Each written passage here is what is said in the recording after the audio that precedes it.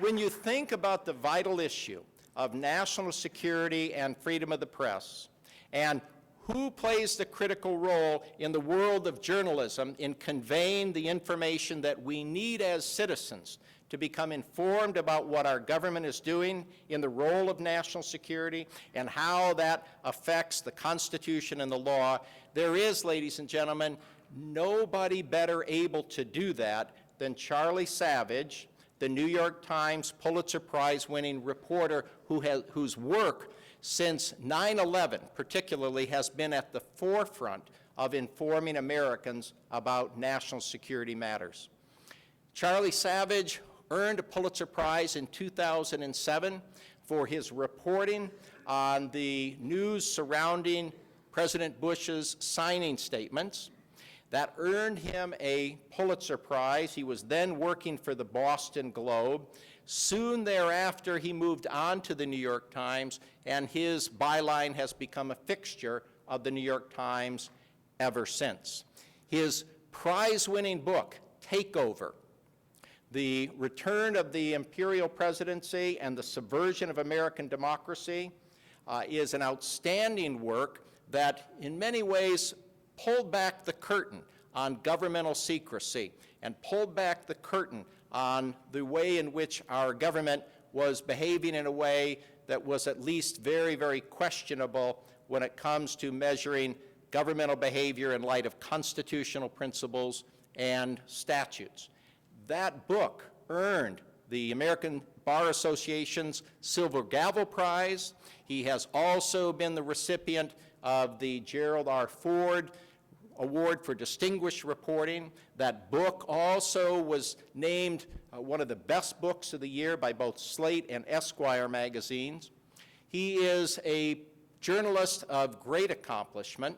He began his life in Fort Wayne, Indiana. From the Midwest, he went off to Harvard College, later earned a master's in law at the Yale Law School under the auspices of a Knight Foundation Fellowship. He went on to the Miami Herald, where he covered a number of matters involving politics and government, and found time to write some book reviews and movie reviews, by the way. Then went on to the Boston Globe, and then on to the New York Times. His career has been emblematic of what we expect from the very best in the world of journalism. We are delighted tonight to be able to bring to our podium here at the Andrus Center Charlie Savage. Please welcome him to the podium.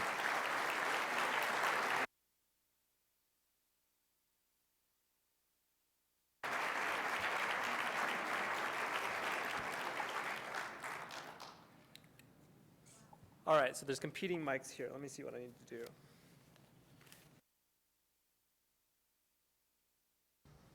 All right, so, goodness. David, thank you very much for that kind introduction. Is this an echo, or is this sounding okay to you? IT people?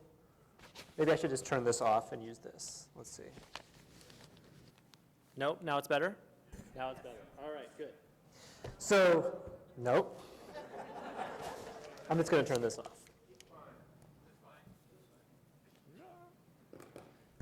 Better? Thank you. Thank you, David Adler and Governor and the Andrus Center in Boise State for bringing me here. It's a tremendous honor. It's a tremendous honor to be here in Idaho, the home of the great Senator Frank Church, whose work a generation ago uncovering the national security state as it then existed and abuses of decades by presidents of both parties has never seemed more relevant than it has in the last year or so, I would say. And it's a great time to be delivering the inaugural lecture on this topic because we are living through a pivotal moment in press freedoms, especially in the world of national security and investigative reporting about it. In the 13 years since 9/11, the United States has developed a series of once secret and still secret policies about highly fraught matters, ranging from detention without trial in secret overseas prisons, interrogation, torture, surveillance abroad and at home, drone strikes in places outside of declared combat zones and with intended targets that include American citizens, and much more.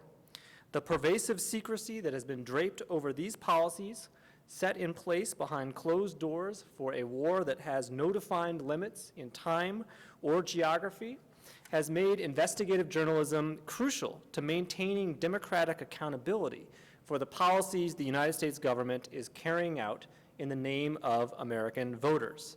And at the same time, the growth of 21st century technology has made it far easier than it ever was before for the government to identify who is providing information to the public without authorization through journalists.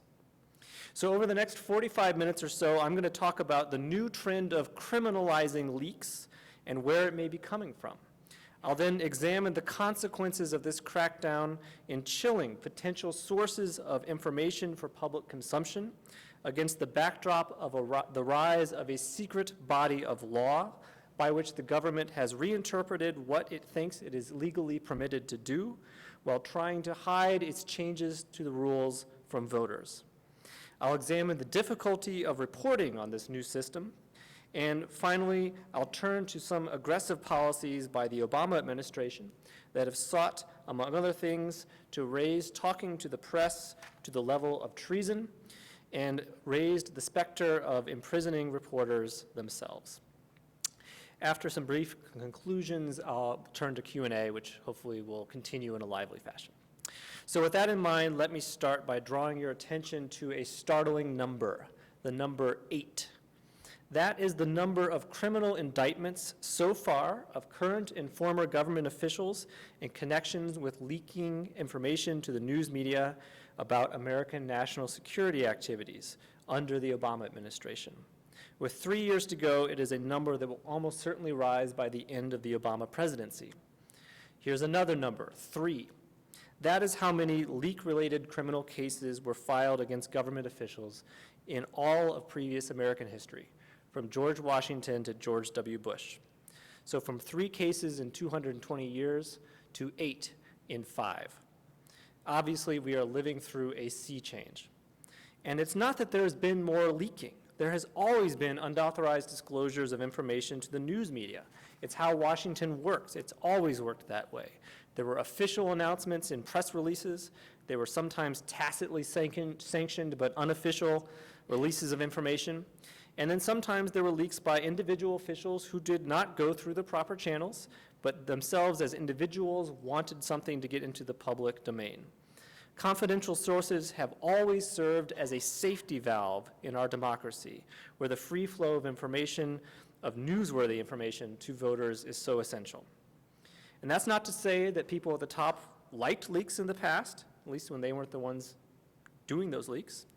But in the past, when an official was suspected of leaking out of school, it was handled differently. The official might find himself cut out of the loop, not invited to key meetings. He might get a letter of reprimand in his file. He might be fired. He might lose his security clearance or his pension. But it was virtually unheard of until very recently for the government to treat disclosures for public education as a crime. And now, almost overnight, the rules have changed. Suddenly, people are going to jail left and right. And this has sent fear throughout the national security establishment. As a result, the normal give and take with the Fourth Estate, even just routinely discussing things on background to make sure that I understand them, has become much more difficult. You might not realize it, given the deluge of classified information about the National Security Agency we've been awash in because of Edward Snowden, but ordinary national security investigative journalism, the kind that can bring discrete facts to light on a day-to-day basis and keep the public reasonably informed without someone throwing their life on the pyre in a blaze of glory, or if that's the right phrase, like Snowden did, is in a state of deep chill. This raises an obvious question. What is behind the leak crackdown? I went looking for a long time for a policy memo or a meeting in which someone remembered President Obama or Attorney General Eric Holder slamming his fist on the table and saying, "There's too much leaking, get me some heads on spikes," or pikes. But as far as I can tell, interestingly, there was no such meeting. There was some outrage in the middle of the Bush administration about a few leaks about CIA prisons and warrantless wiretapping, And a couple of the Obama-era cases grew out of investigations that began in that time, but that's still just 2 of them. It doesn't account for the rest. There just does not appear to have been a deliberate decision to do this. Instead, I think what has changed is technology. Today, to an extent that wasn't true in the 20th century or even 10 years ago, we are all leaving a permanent record of electronic trails wherever we go, showing who we were in contact in a way that is easier and easier to reconstruct. Emails, texts, cell phone locational records, auditing trails inside of classified computer systems, showing who accessed what document and when. And it's, easy pass lanes, who entered what government buildings, who were they visiting. And it's easier and easier to process and make sense of that big data, which is all digitized now. It's not like signing in on a ledger that then goes on a shelf and no one can ever access it realistically. So in the old days, if the CIA opened the New York Times and found some of their classified information in some newspaper article, and they would make a referral to the Justice Department. And they would say, someone leaked, it's a crime, investigate this. And the FBI would say, okay, step 1 to investigating this, CIA, is give us a list of everyone in your agency who had access to this fact. And the CIA would say, okay, well, these 5,000 people were cleared to know this piece of information. And the FBI would say, okay, thank you very much, and they would close the folder and move on to the next thing, because it's impossible. How would you even begin to look through that haystack? Today, it's different, because the FBI can follow up with another question. They can say, okay, well, of those 5,000 people, how many of them has had a relationship with the reporter who wrote this article? How many of them has ever sent or received an email from their work account with that reporter, or dialed or received a phone call from their work office or work cell phone with the reporter? If you do a database search, how many of them have previously been quoted in that reporter's articles about unrelated topics? How many of them have ever been visited at their office by the reporter who signed in and said they were going to visit them when they came into the building, and so forth? And so the CIA can say, well, of the 5,000, these 6 people meet that criteria. And the FBI can investigate 6 people. They can get warrants for their personal email accounts. They can go into the audit trails. They can pull their credit card records to see who they were having dinner with and where they were traveling. They can personally interview them. And woe to the person who says to the FBI, I didn't have contact with that reporter, when they have these trails showing they did, because now they're obstructing justice. And that's a whole separate crime.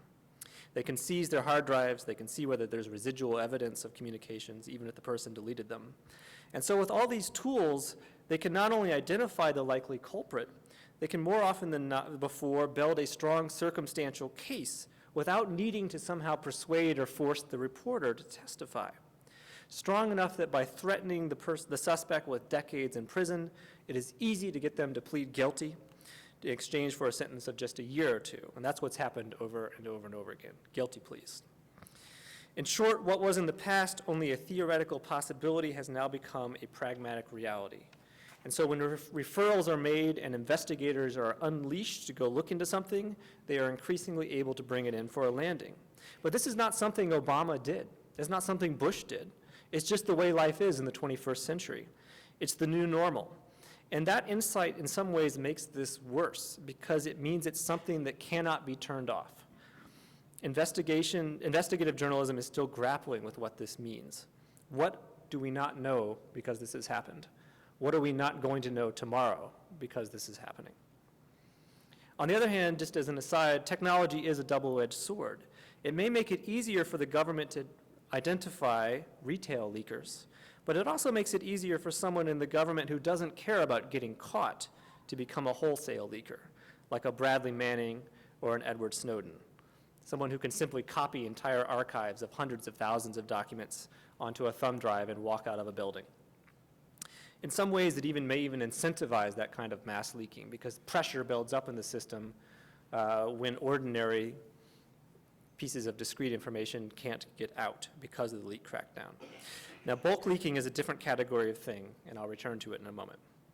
But let me tell you 2 stories about my own experiences reporting in this new environment.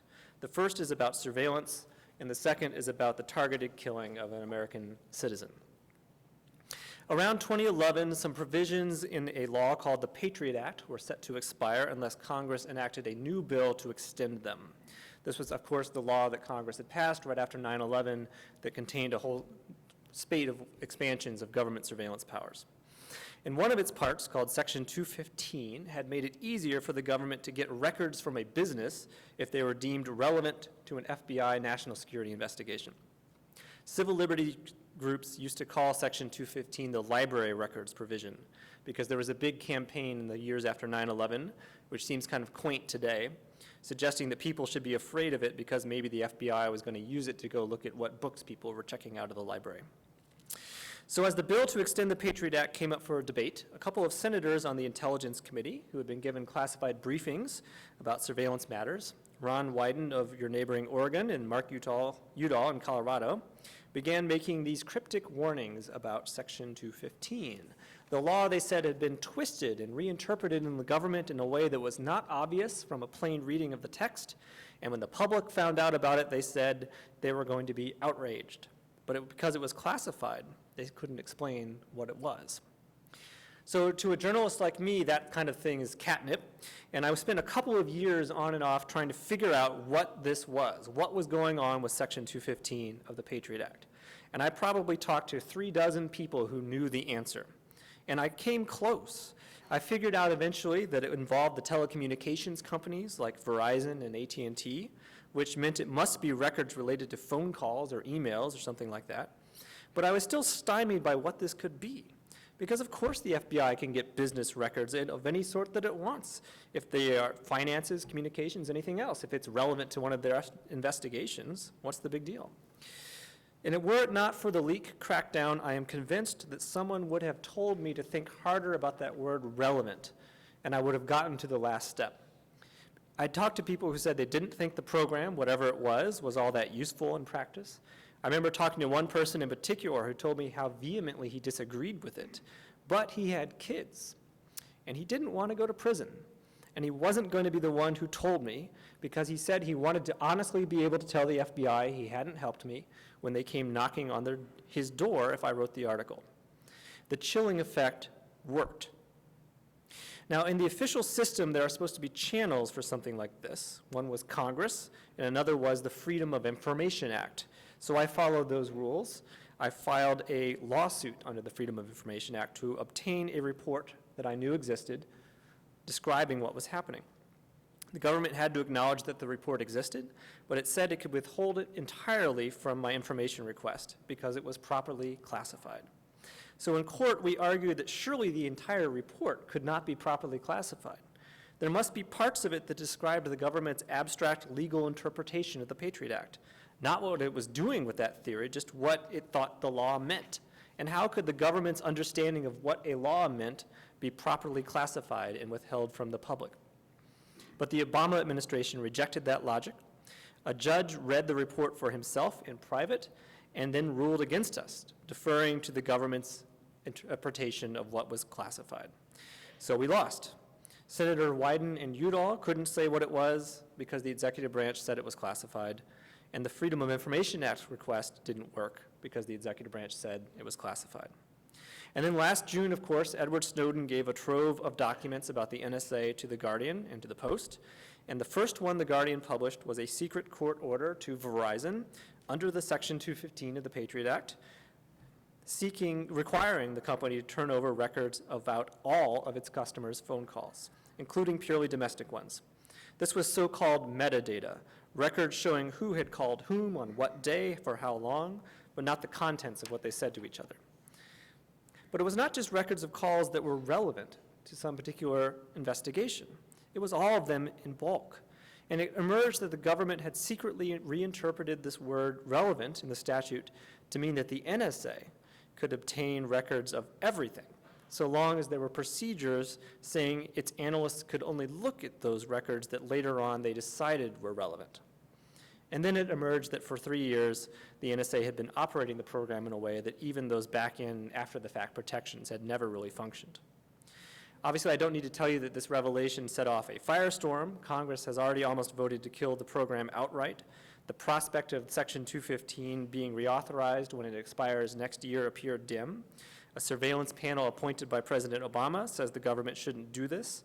An independent Federal Privacy and Civil Liberties Board has said it is illegal. A judge in D.C. has said it violates the Fourth Amendment. On the other hand, a judge in New York has said it is legal. That, however, is the same judge who had rejected my Freedom of Information Act lawsuit. It was assigned to him because he was already up on the issue.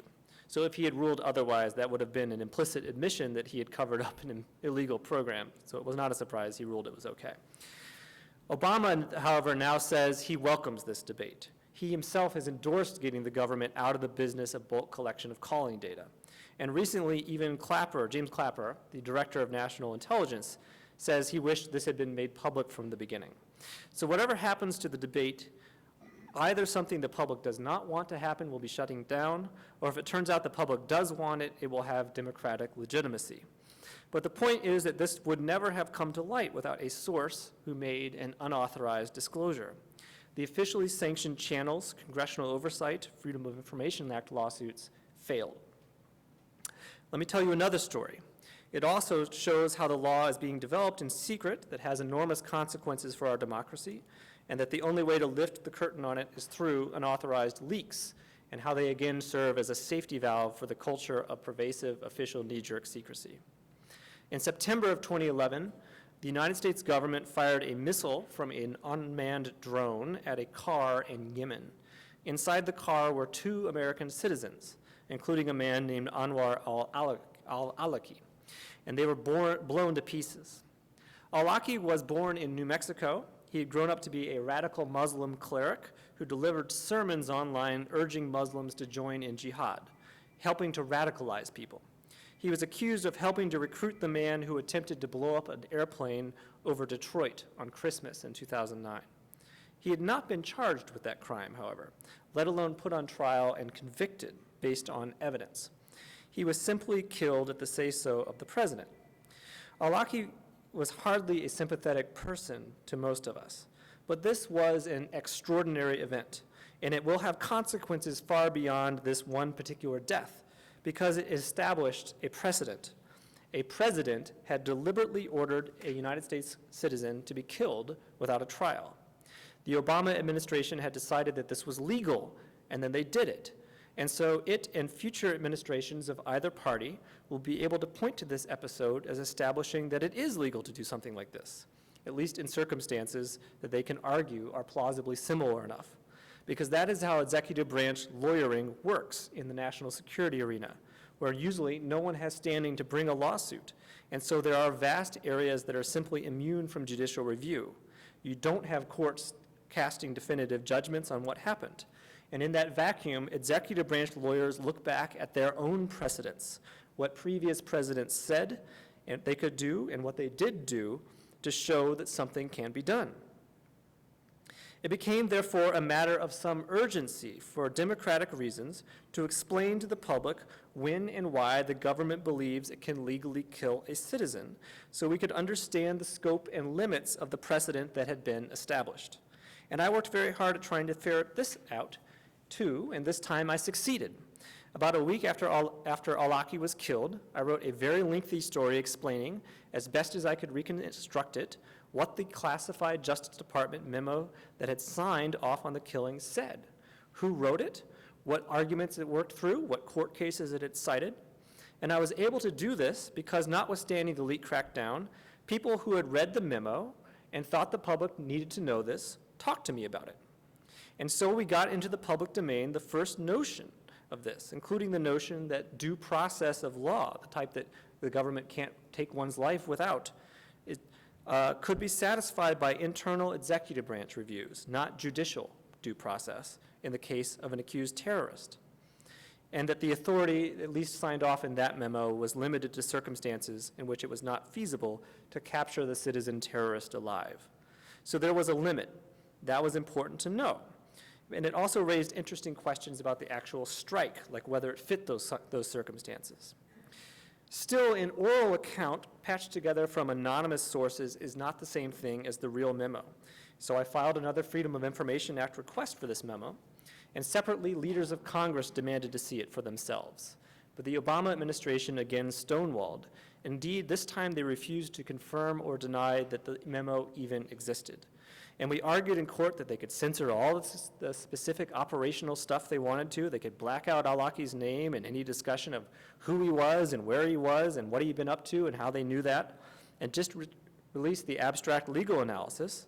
Because again, how could it be that the government's official interpretation of the law could be properly classified? But the Obama administration refused, and in January of last year, a federal district judge ruled against us, and this is what she wrote. I can find no way around the thicket of laws and precedents that effectively allow the executive branch of our government to proclaim as perfectly lawful certain actions that on their face seem incompatible with our Constitution and laws, while keeping the reasons for their conclusion a secret, she wrote. The Alice in Wonderland nature of this pronouncement is not lost on me. So she sided with us, and yet we lost. And so we've appealed that decision to the appeals court in New York, which heard arguments on the case last October, and we're still waiting for a ruling. Meanwhile, the Obama administration wouldn't show Congress the memo for years either, until lawmakers blocked the confirmation of John Brennan to be CIA director as leverage. And even then, the lawmakers who were permitted to see it couldn't talk about it in public. Still, because of leaks, the public knows the basics. Law professors have been able to discuss it to some extent, try to poke holes in it, argue about it. Voters have known in broad strokes at least that the government decided it has this legal power. So in this episode, we again see the importance of ordinary, retail-level, unauthorized disclosures as a kind of safety valve to the health of our democracy. But it is this model that is increasingly under assault. So I talked earlier about how the leak cases seem to be happening primarily because of changes in technology, not because of any deliberate policy decision. But this isn't just a situation where the Obama administration has had no agency and no responsibility. So my last section here, I'm going to scrutinize a few places in which this gets complicated. As an aside, I'd note that first, by keeping his foot off the brakes, Attorney General Eric Holder has allowed these cases to go forward in the least when he could have made a policy call to block them, not to facilitate this change in the balance between press freedoms and government secrecy that has come about primarily because of changing technology. To be fair, previous attorneys general had it easier because the cases just weren't there.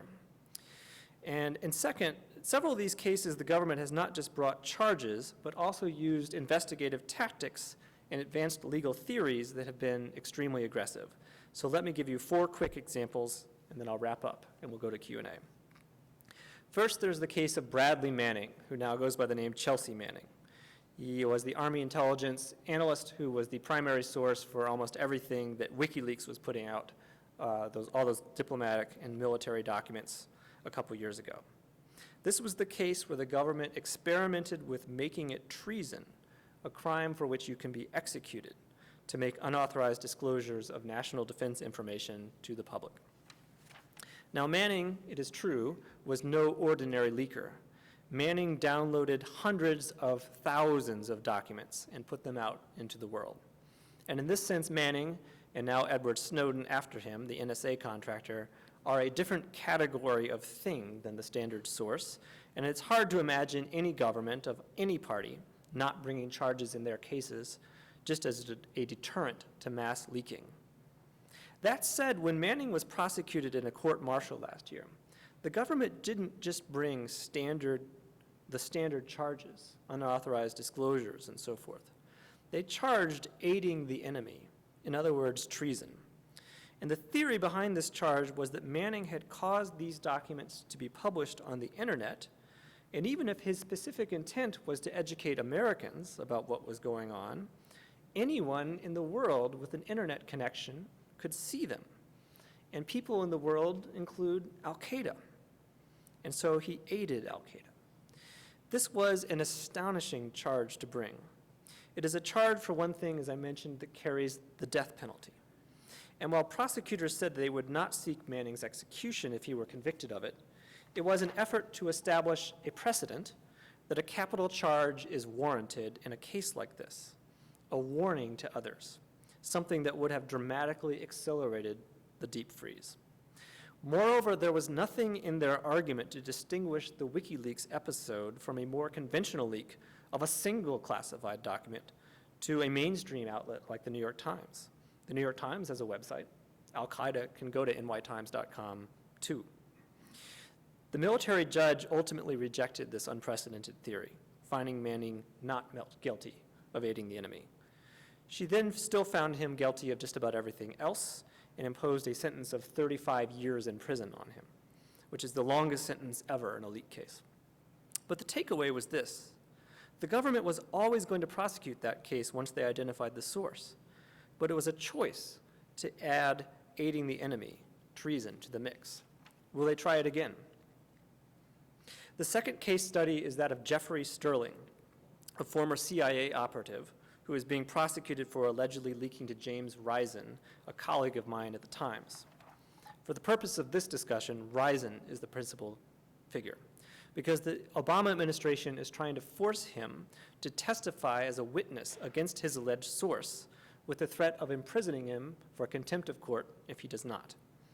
And the case has had monumental implications for the future of First Amendment press freedoms. For background, Risen is one of the two reporters that broke the original story about NSA warrantless wiretapping back in 2005. He was a constant thorn in the side of the Bush administration. And a book he published in 2006 gave them a way to go after him. One chapter of the book talked about a botched CIA operation during the Clinton years to give sabotaged blueprints for a nuclear triggering device to Iran. The FBI thinks it has identified the person who gave Risen this information using data about their communications, showing that they were in close contact. But prosecutors still want Risen to be a witness in court to say what this ex-agent told him when they were in contact, because the agent is refusing to plead guilty. Risen has been fighting this, vowing to go to jail rather than testify. And he's been citing the First Amendment. And interestingly, in all the years of this country, it has never been clearly established whether the First Amendment does indeed have any special protections for reporters who are trying to keep a source confidential in a criminal trial about a national security matter. So Risen won at the district court level. The trial judge said the First Amendment protects him. This was a landmark ruling. But the Obama administration chose to appeal, and a federal appeals court in Richmond, Virginia, sided with the government. It said there's no constitutional press freedom that protects people like Risen. So he either has to finger his alleged source in court or go to prison. Another landmark ruling. This is now the state of the law in the region covered by that appeals court, which includes Maryland and Virginia, the home to a few national security agencies you may have heard of, like the CIA, the Pentagon, and the National Security Agency. This is the law governing investigative reporting in those states. Risen has appealed to the Supreme Court, and we'll see whether they take the case or let it stand. It has the potential to be among the most important First Amendment press freedoms precedents, one way or the other, ever. The final two case studies came to light last May. One involved a leak investigation into an Associated Press story about a foiled bomb plot in Yemen, and the other was an investigation into a Fox News report about North Korea. And both showed a new level of aggression in getting at reporters' communications. First, the Justice Department sent a letter to the Associated Press disclosing that its investigators had obtained from Verizon sweeping records of all the incoming and outgoing phone calls from the AP's New York, DC, and Hartford bureaus. The sweep of these orders was enormous. The government had vacuumed up records of entire bureaus. The FBI had obtained information identifying the sources of hundreds of reporters, not just the 2 or 3 journalists involved in the story they were looking at. Moreover, the government had given no advance notice that it intended to do this. It had already obtained the records by the time the AP found out about it. That meant there was no opportunity for the AP to negotiate over its scope or to ask a judge to quash or narrow the subpoenas. This sent a strong message to everyone who had been in contact with any AP reporter that they were in danger, regardless of the topic. And then a couple days later, further news broke about the Fox News investigation. A search warrant application came to light for the content of the reporter's Gmail account. Now, in 1980, Congress passed a law that forbids search warrants for a reporter's work materials, like his emails, unless the reporter himself is suspected of committing a crime. In this application for the search warrant which Eric Holder and a judge had approved. An FBI agent had said the reporter was suspected of committing a crime. Specifically, there was probable cause to believe that the Fox News reporter was a conspirator in a crime, the crime of a State Department official's unauthorized disclosure of secret information to that reporter. Not just a witness like Risen, but a co-conspirator. And suddenly it seemed that the Obama administration was on the verge of escalating the leak crackdown to prosecuting reporters themselves for publishing information the government once kept secret, something that has never happened before in this country. Well, back in May, after these sweeping subpoenas for the AP's phone records and the controversial claim about the Fox News reporter came to light, there was a bipartisan pushback in Congress over this, and the Obama administration was forced to pull back some. Attorney General Holder met with some editors and conceded that maybe things had gotten a little bit out of balance and it was time to recalibrate. He issued new guidelines for leak investigations that make it more likely that news organizations, not required but more likely, will get at least advance notice of subpoenas for their communication records. And he forbid portraying reporters as criminals if the purpose was only to get around that 1980 law and there was no actual intention of prosecuting the reporter. So that was a non-trivial step. That was important. Still, the first of all, about 2 weeks after that, the Justice Department brought its 8th indictment in a leak case. And secondly, the department continues to press forward with its claim in the Risen-Sterling case, that the First Amendment has no protections from imprisoning a reporter who refuses to identify his source to help prosecutors put that source in prison. So in conclusion, it took years to build up the post-9/11 national security state, including in detention, interrogation, surveillance, and targeted killing practices. And it took years more for journalists to at least partially break them out into the open. As a society, we're still working through how the government, the Congress, the courts, and voters are going to deal with this. The leak crackdown is another aspect to this post-9/11 21st century reality, which has yet to reach a new equilibrium. And that's why it's so important to have this public discussion, because press freedoms and national security is an important part of this reckoning. My thanks again to the Andrus Center for sponsoring this talk, and with that, let me turn to any questions you may have.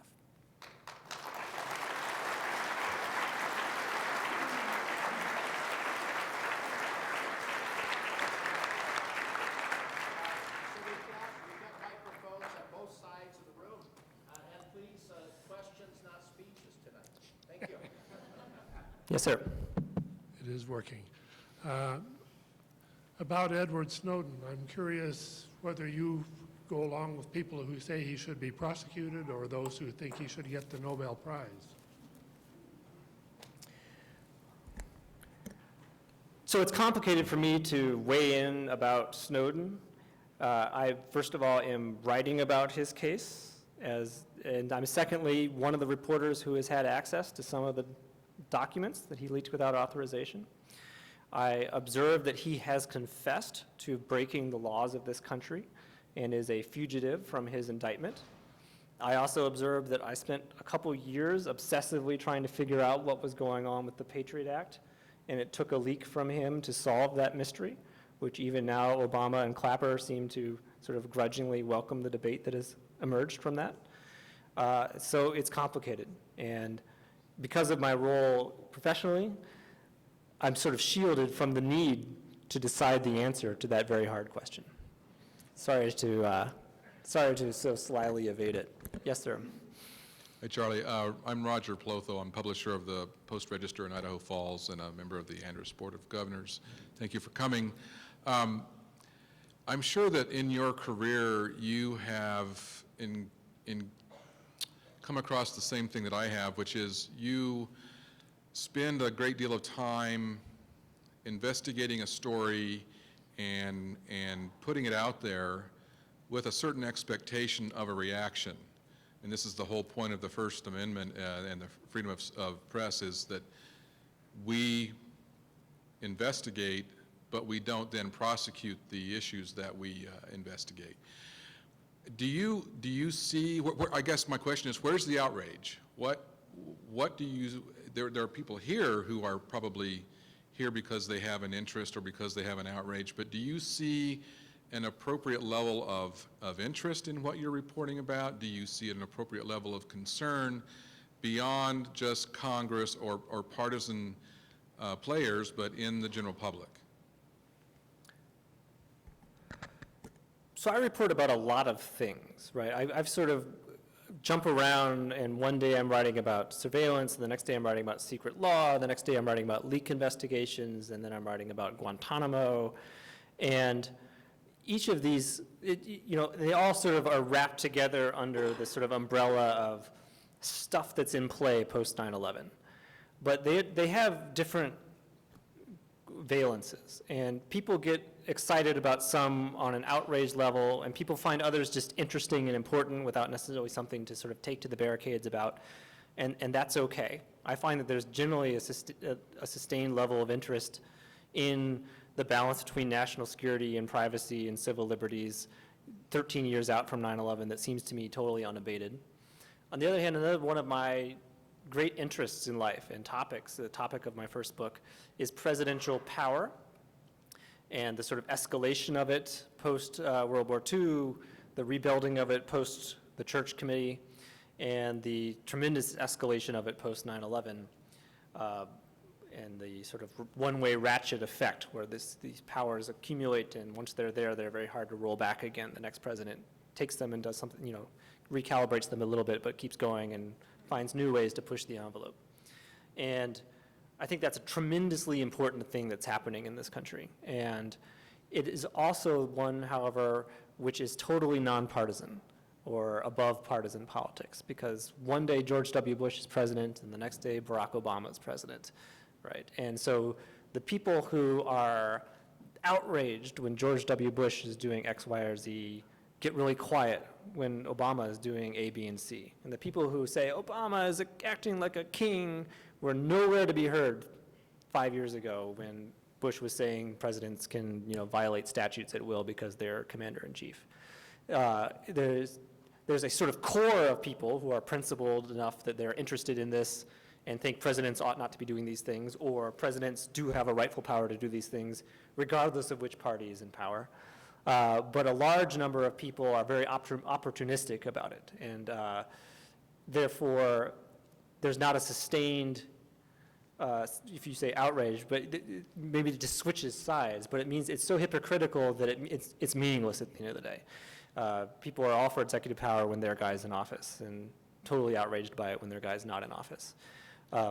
So that is an area which I find, just as a student of democracy and the American system, somewhat frustrating. I wish people could see the implications of the changes to separation of powers that have been in play the last few generations that go beyond whether their guy is doing the right thing in the moment. That's the best answer I can give at this point. Yes, sir. Hi. I would like to know what you make of the fact that along with the increase of power of the presidency, there's also been a concomitant increase in military power and the intelligence agencies' power. It seems, given that they will lie, cheat, and steal at the top and feel that they're doing the right thing for us, that there's no option but leaks. What do you think? Part of the reason that presidential power has grown so much since World War II, and not grown and leveled off, but continued to grow, is that since World War II, we've had a large standing army, and previously after major wars, we would largely demobilize, and there would not be this massive force for the president to suddenly send into Libya without going to Congress, or Korea a couple generations ago without going to Congress. The existence of the standing army has made that possible. The existence of a permanent CIA and an intelligence community with a massive budget and now massive surveillance technologies has accrued to the executive just naturally. And this part of this is just America's role in the world, and that's just going to happen. What's interesting about it is that the pushback against checks and balances on that power, whether it's congressional oversight or the role of courts in being able to actually decide cases and not being stymied by things like the state secrets privilege, or of the public and voters has concurrently gone down.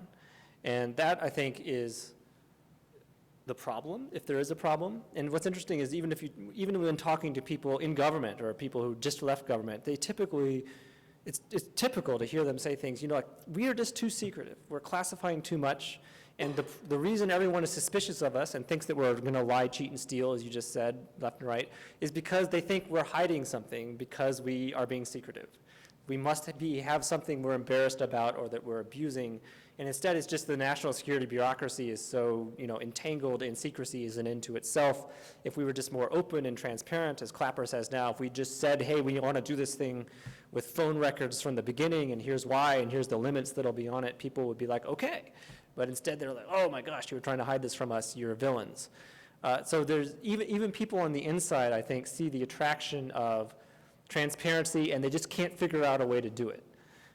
So at the very least, the sort of sunlight is the best disinfectant or preventative measure that has to happen through unauthorized leaks because the official system just can't figure out how to be less secretive is the best answer that seems realistic at this point. Yes, sir.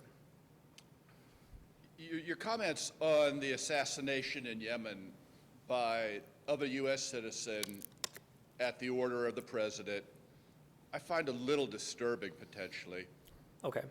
I'm wondering, if I heard you right, you said that the president was in some way constrained by an inability to interdict the individual. My question is it possible to further constrain that by only allowing him to assassinate individuals who can be some way tied as an enemy agent, someone that we are at war with? Are we making the set of potential assassinees too large because we've inadequately described who we're at war with in the war on terror? So a couple of things to that. So, just like the Bush administration would always say, we don't torture, we interrogate with enhancements, right? So they would say, we don't assassinate. This was a lawful military target. Killing a lawful military target in war is not assassination. I just flagged that as an issue without endorsing it. Their legal rationale was that Anwar al-Awlaki was part of al-Qaeda. We are at war with al-Qaeda. As part of the enemy force, he was therefore a lawful target in wartime. In some ways, the war part gives the government greater latitude than you might think, however, because in the absence of the laws of war, you can still kill people if that's necessary to stop a threat as a matter of self-defense, Article 51 of the United Nations Accord. But the threat has to be imminent in a self-defense system. And in war, the threat doesn't have to be imminent. In war, you can kill your enemy even if you could capture him. That's legal. The rules of war on the battlefield are very harsh rules. And so I see where you're going, where the desire is to define who the enemy is in this war. That may not be the way, though, to constrain this power. Now, interestingly, getting rid of the war as a legal construct might make the imminence factor more pertinent. Interestingly, Obama has promulgated last May a new set of rules that they don't say are legally required, but as a matter of policy for targeted killings and drone strikes outside of Pakistan, where it looks a lot more like the self-defense rationale. It's only supposed to be like senior operational people who are in the business of attacking us, who pose a threat to Americans, not to our allies, to us, and then they can be targeted. But in practice, it's not quite clear that those rules are being faithfully carried out, because there's been a lot of strikes since that time in which it still looks like they're just sort of popping people who are militants as opposed to people who might be currently plotting something against this country. Yes, sir. Hi, John Glenn Hall, Boise. Who gets to decide what group or individual is an enemy of the state? Congress, the administration, judiciary? So for this administration, they have rooted everything in the post 9/11 authorization to use military force against those who planned, aided, or assisted the 9/11 attacks and those who harbored them, which translates into Al-Qaeda and its associated forces. So all the work there is, what's an associated force with whom we are at war? If someone puts a banner out and says, I am Al-Qaeda, are we now at war with them because they wrote that on a piece of paper and ran it up the flagpole? And Al-Qaeda has splintered into these regional groups in North Africa, in Yemen, and so forth, that aren't really under the direct operational control of what's left of the original Al-Qaeda, which is based in Pakistan. And there's a tremendous pressure on this now 13-year-old authorization, which doesn't even name Al-Qaeda. And there have been proposals for Congress to pass some kind of new updated AUMF that would say, well, here's who we're at war with. They've done that kind of in the world of detention, but they've not done that in the world of lethal force. And it's not, the Obama administration has kind of said, well, what we have here works fine, and there's a sort of fear among that faction that if Congress redoes this, it'll be a new sort of open-ended blank check to, re-up the war forever. And yet, not getting Congress involved means leaving it to executive branch officials at their own discretion in the moment to decide, yes, we can pop this other group, and yes, we're at war with them, which doesn't seem very satisfying either. And, but then short of turning the whole thing off, which there's still not a lot of support for doing, at least yet, there doesn't seem to be a good answer to the problem you've identified. Thank you. Yes, sir. Hi. I was just wondering, you talked about the use of the word relevant in the Patriot Act, and we know that the Constitution in places uses words similar that are vague. Do you feel that laws currently are intentionally written with words like relevant that can be interpreted multiple ways, specifically like intelligence laws currently? Intentionally written. There are certainly intelligence laws that are written so that no one can understand them on purpose. That's not a joke. So in 2008, Congress passes the FISA Amendments Act, which legalized the Bush warrantless wiretapping program.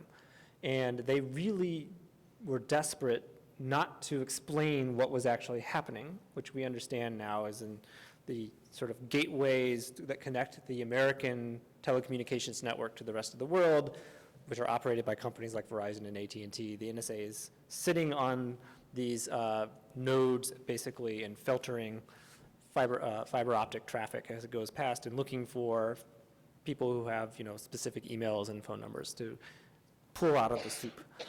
And they wanted to legalize that without making it clear that that was what was happening, and particularly that lots of the rest of the world, this is all out now, so I'm not spilling any beans, that the rest of the world's telecommunications traffic tends to pass through the United States at some point or another, because we invented the internet and we're this sort of major, where all the fiber is, basically, and everything moves at the speed of light. So even if you're sending an email from Malaysia to Pakistan, it's probably passing through California on the way there. They wanted to legalize that without advertising to the rest of the world that there was a problem with their communications security from their standpoint. And so they wrote the law in a totally impenetrable way. Right? You read it 100 times and not understand what they're talking about. So that sort of obfuscation definitely happens. I mean, it's also just a truism that words are malleable in the hands of lawyers, right? The FBI can obtain records relevant to an investigation becomes the NSA can obtain all records so long as they only look at records that are relevant. I mean, that's a non-obvious interpretation to say the least, and the Presidential Civil Liberties Board has said it's just a stretch too far. And the reason that they were willing to, the intelligence court was willing to accept this kind of wild interpretation is historical. The Bush administration was doing this anyway. It was already doing it. It was just doing it Wild West, without any court oversight, without any sort of externally imposed rules. And the question was not, is this going to happen? The question as presented in 2006 was, if it's going to happen anyway, is it better that it happened under some court oversight, or is it better that it just happened willy-nilly? Okay, it's better that it happened under court oversight. So let's come up with some argument that can plausibly give us a toehold here.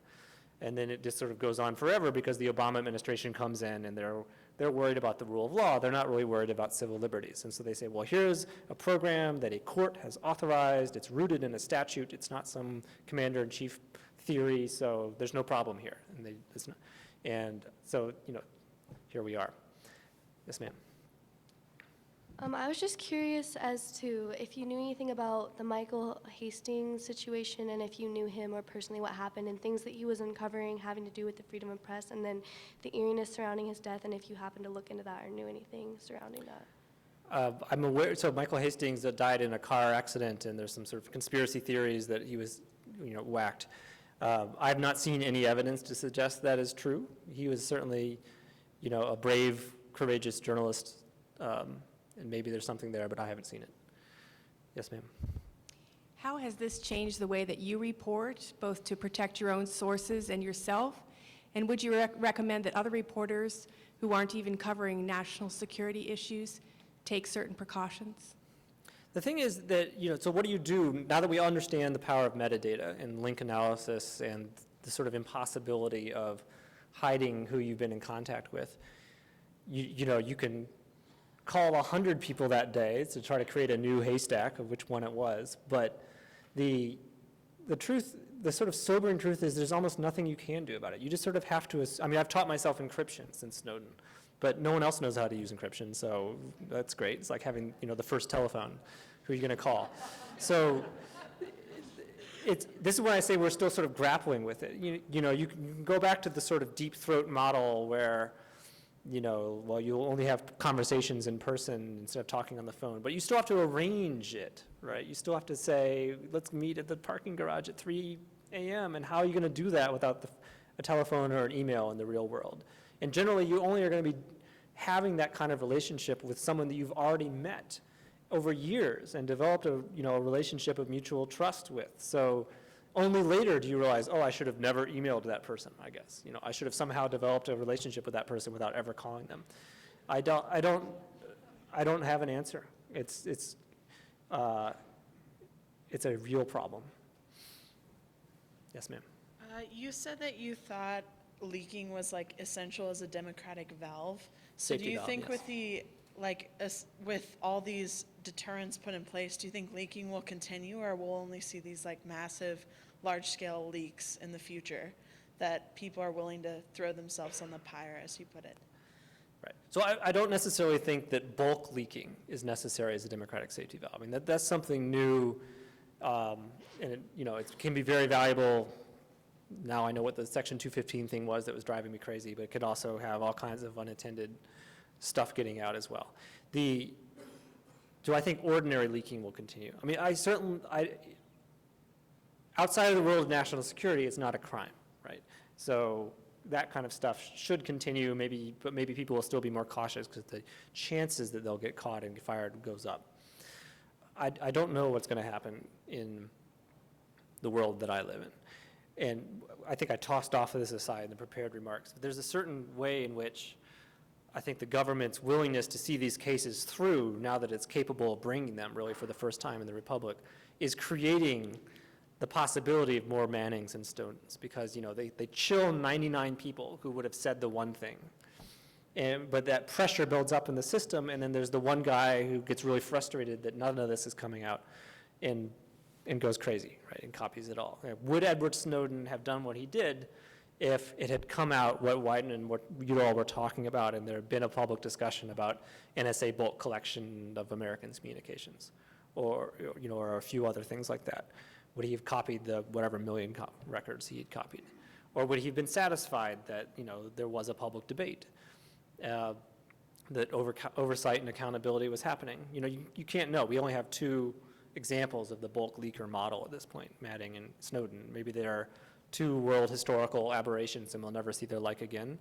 And the steps the government is taking to try to prevent, thumb drives from being attached will be sufficient to overcome clever, IT guys. But we'll see.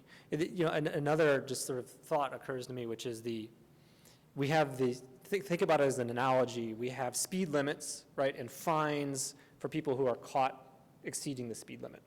But 99% of people who exceed the speed limit aren't caught. And so the fine, $200 or whatever, because you were caught going 75 into 65, is calibrated to the notion that it needs to deter people, even though 99% of the time they won't get caught. And then you add technology to this, and you put speed cameras up, and suddenly 100% of the people get caught as they go down the road if they exceed the speed limit.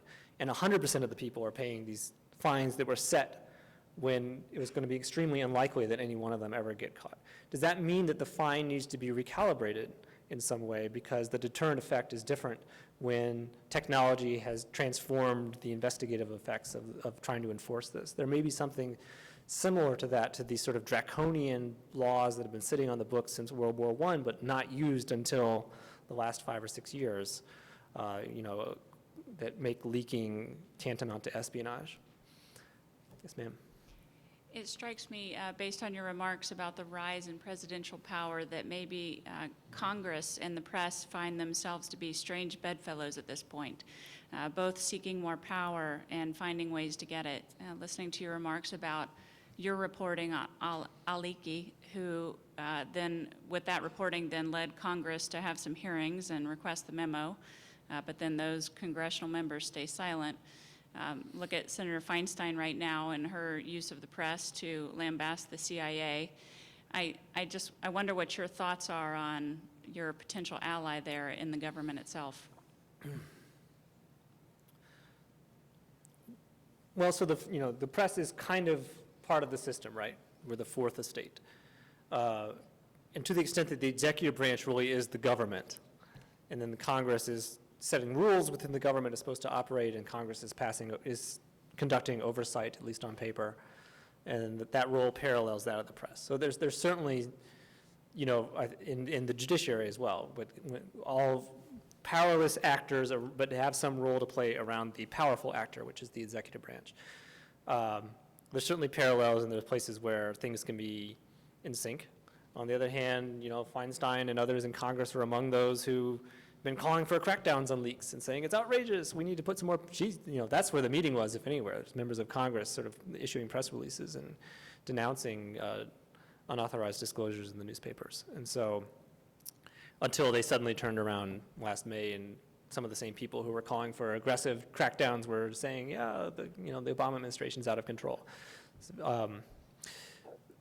So, allies of convenience from time to time, perhaps. Yes, sir. I was the fourth employee hired by the church committee in 1975. Early on, there was a very important discussion about whether we did an analytic budgetary analysis of the intelligence community, or whether we went after people who had been accused of assassinating foreign leaders. And one of the CIA people said to me, "Oh, don't throw us in that briar patch."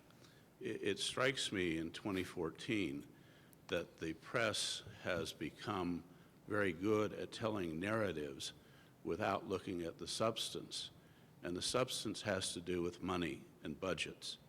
Why, in your reporting, don't you spend more time on uncovering exactly how much money we as taxpayers are spending on this huge apparatus, not just the Pentagon budget, which is $650 billion, but also the dark budget, which is more than $200 billion by some estimates? Well, the short answer is because it's classified, right? So one of the things Snowden leaked was 1 year of the black budget. And Bart Gellman at the Washington Post did a sort of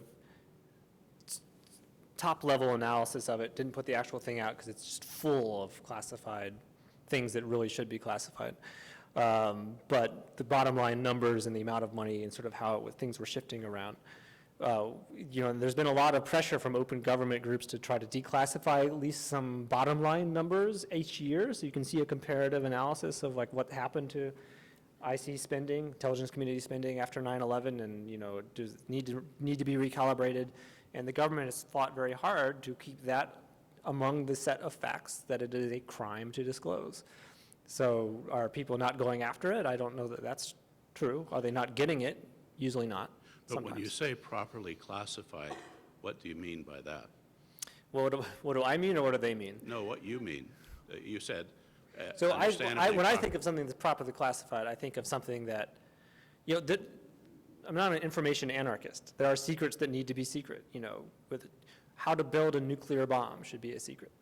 The information about house is going to be raided by the FBI tomorrow so that when they knock on the door, they don't have a gun pointed in that agent's face. That's not something that a responsible newspaper would put in the papers. Things that's going to get people killed. On the other hand, there's vast amounts of stuff that the government has properly classified procedurally. They followed their own, procedures, and so the courts are deferring to it.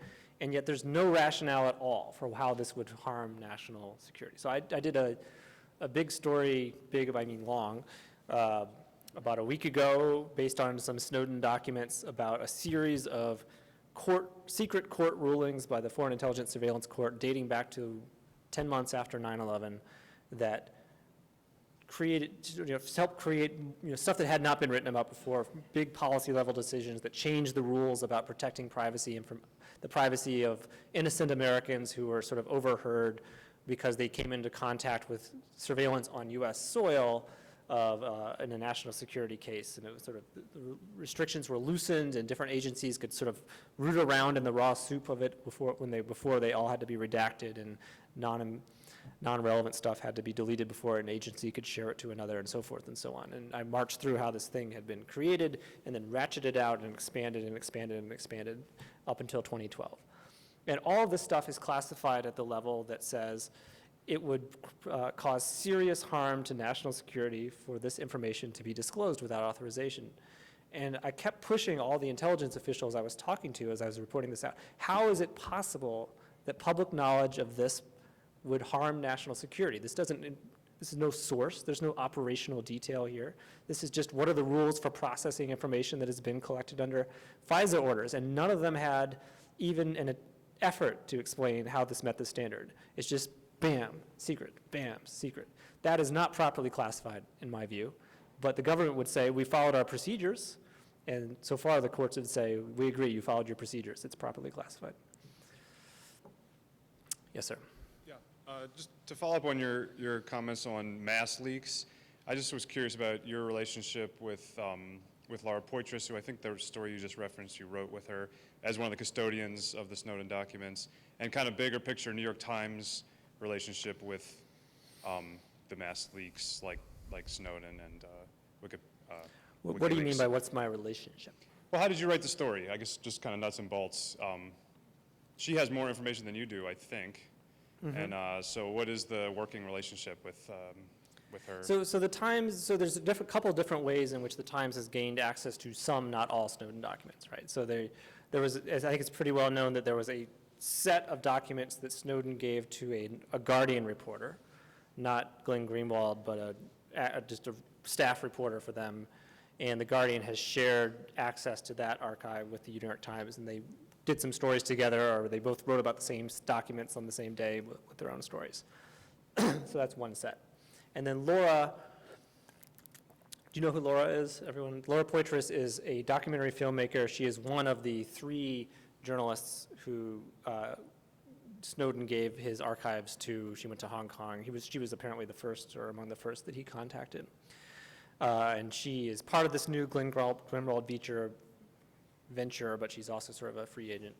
So she's been working a little bit with Jim Risen and a little bit less, but some with me. And how does it work? She sort of sees stuff in the documents and makes some available to us. Then we sort of root through them in 2 and try to make sense of them together, and we report them out together.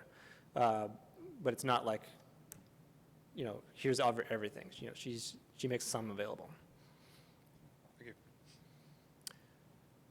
Right. Stunned into silence?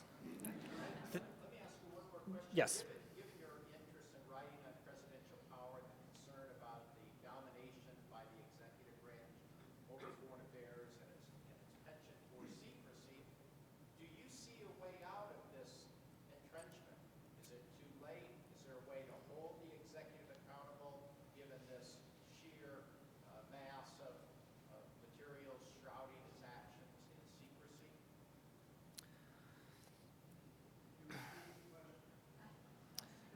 His question was, if presidential power has run amok, is it too late or can something be done? And you know, it's not my role, happily, to say, hey, guys, let's all go do that. It's my role to try to understand what's happening and try to explain what's happening so that there is democratic accountability for what's happening. And if people choose to not to care in elections, at least they have the opportunity to. I guess that's the best I can do. In the same way, you know, I think I said during the Patriot Act thing, now that it's out, now that it's being debated, we may very well end up with this thing permanently part of our system.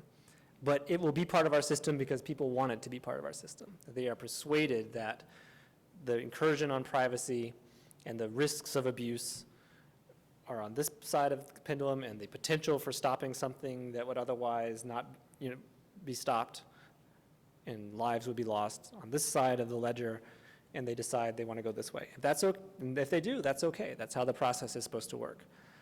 But transparency and public understanding of what's happening is crucial to making that system not break down. So with that, thank you very much for coming out tonight. It's been a great pleasure and a great honor.